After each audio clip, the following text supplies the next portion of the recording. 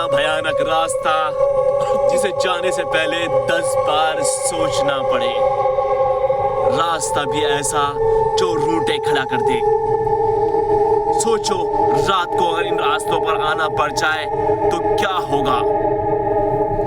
यहाँ पर हर तरह का खतरा है। यहाँ पर जानवर का खतरा है, यहाँ पर इंसानों का भी खतरा है और यहाँ पर और भी डर है। उन डरों से अगर निजात पानी है तो अपना आप को पक्का करना होगा।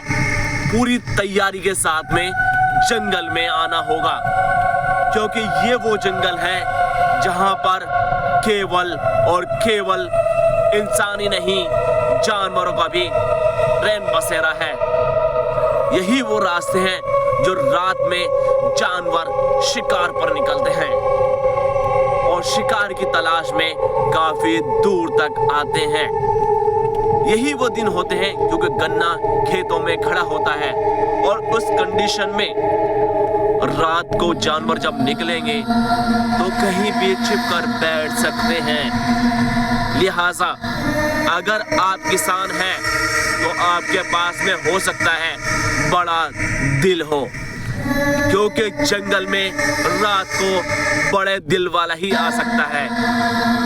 छोटे दिल वाले के यहाँ कोई एंट्री ही नहीं है। एंट्री भी क्यों होगी, क्योंकि यहाँ पर हर जगह सन्नाटा ही सन्नाटा है।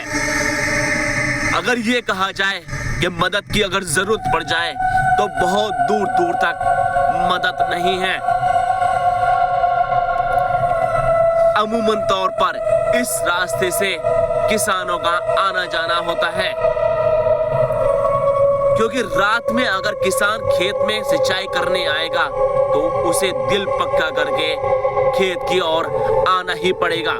और खेत की ओर अगर आएगा तो उसके लिए हर तरह का एक बड़ा रिस्क हो सकता है, क्योंकि सबसे बड़ा रिस्क वाला अगर कोई होता है तो वो किसान होता है।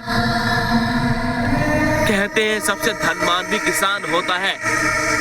लाखों की जायदाद किसान की खेतों में पड़ी रहती है।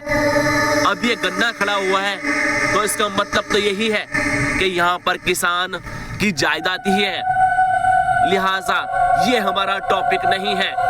अब एक सुनसान जगह इस तरह की जहाँ पर आपको देखकर बिल्कुल सच में रोंगटे खड़े हो जाए। और रोंगटे भी क्यों ना खड़े होंगे, क्योंकि आप इधर देखेंगे और उधर देखेंगे, हर जगह अब यहाँ पर पेड़ों का बसेरा है। ये बाग देखिए आप और इधर के बाग देखिए, दोनों ही तरफ बाग ही बाग है और बागों में ही तमाम अनहोनियां होती रहती हैं। अब ऐसी अनहोनी से बचने के लिए हर एक की सतर्कता जरूरी है। आज आवाज बंद कर दे। आ रही है सन्नाटा इतना भयानक, सुनसान जगह बिल्कुल। अब ऐसे में सोचिए, हम निकले हुए हैं, एक विजिट पर निकले थे क्योंकि हमें भी खेत पे आना था और एक जो कुआं था हमारा ट्वेल था उसको बंद करने के लिए आना था। अब ये सोचिए हमारी गाड़ी 4-5 लोगों से भरी हुई है। अब ऐसी कंडीशन में सोच लीजिए कि अकेले आने में क्या होगा, क्योंकि हमें 4-5 को भी एक दहशत सी लग रही थी।